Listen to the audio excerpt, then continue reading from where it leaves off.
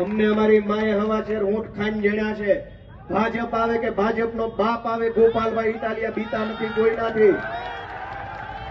ભાજપને એમ હતું કે દાબ દબાણ, દંડો, પોલીસ, જેલની બીક બતાવીને ગુજરાતને ચૂપ કરાવી દેશું.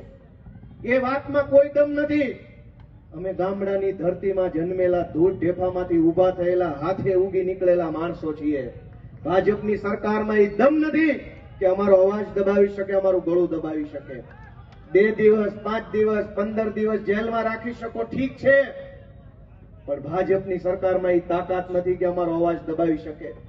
અને આજ મને કે આખા ભારત દેશની ભાજપ પાર્ટીમાં કોઈ માયનો લાલ હોય તો ગોપાલભાઈ ઇટાલિયાને ડરાવી બતાવે. હું જોઉં છું આ ધારાસભ્યને ડરાવી બતાવે.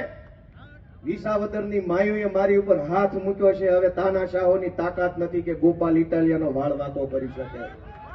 દોસ્તો, સમય આવી ગયો છે, પરિણામ આવ્યું અને 2 મહિના પૂરા થયા તો એવો ને એવો માહોલ, એવી ને એવી મજા આવે છે.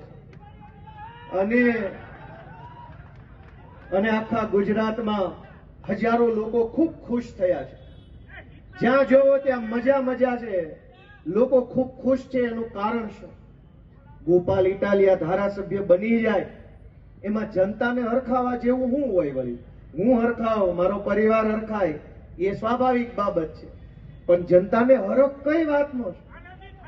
એનો હરખ ઈ વાતનો છે કે છેલ્લા 30 વર્ષથી ગુજરાતમાં આપણા સૌના મતથી બનેલી ભાજપની સરકારે દાબ દબાણ અને દંડાની સરકાર ચલાવી. કોઈ માણસને બોલવા નહીં દેવાનો. કોઈ માણસ અકલમઠી વ્યક્તિ મંત્રી બનીને ફરે છે ને હું દંડો લઈને આટા મારું છું. મને ધીમે ધીમે અંદરથી એમ થવા માંડ્યું, ખોટી જગ્યાએ છું. જ્યારે નેતાને ભાજપ વાળાને જોઉં, મને અંદરથી એમ થાય ખોટી જગ્યાએ આવી ગયો. અને એક વખત પછી બાટલો છટક્યો, નોકરી મૂકી દીધી ને કીધું હાલો રાજકારણમાં આવે. કે જનતાના આશીર્વાદથી હું અહીંયા પહોંચ્યો. પણ મેં એને નજીકથી જોયા, આમાં કાંઈ નથી. ખબર નહીં કેમ જનતા એને મત આપે છે.